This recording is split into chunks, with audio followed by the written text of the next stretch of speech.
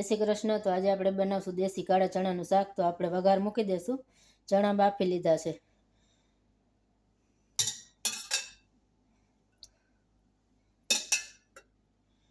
તો આપણે 3 ચમચા તેલ નાખ્યું છે। તો રાઈ નાખી દઈશું, જીરું નાખી દઈશું, લીમડો અને તમાલપત્ર। હવે આપણે ડુંગળી ને લસણ નાખશું, ઝીણી સુધારેલી।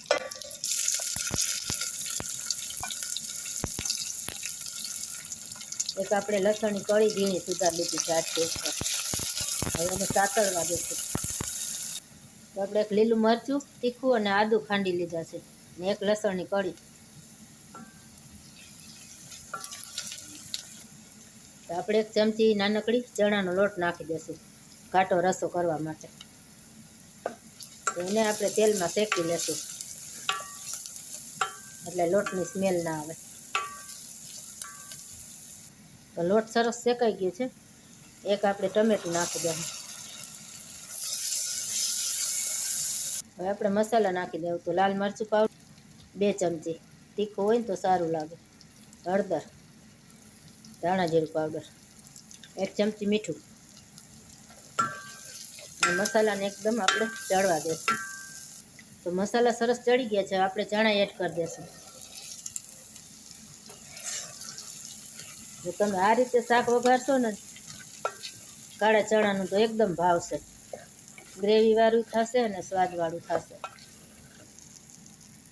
2 ચપટી આપણે ગરમ મસાલો નાખશું, લીલા મરચાં નાખશું આપણે આખા 2-3 અને પાણી નાખીને કુકરને બંધ કરી લેશું। તો આપણે બાફેલા ચણા છે એટલે બહુ પાણી જાજુ નહીં નાખી। બાફેલા ચણા છે એટલે આપણે 1 જ વિસલ કરશું। કુકર બંધ કરીને 1 વિસલ કરી લેશું આપણે।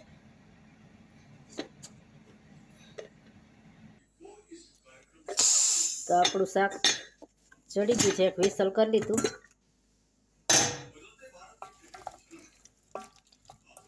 સરસ શાક એકદમ સરસ ચડી ગયું છે, જોઈ શકો છો તમે ઘાટા રસાવાળું।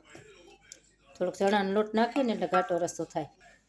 તો તૈયાર છે આપણું ભાત હારે શાક દેશી ચણાનું।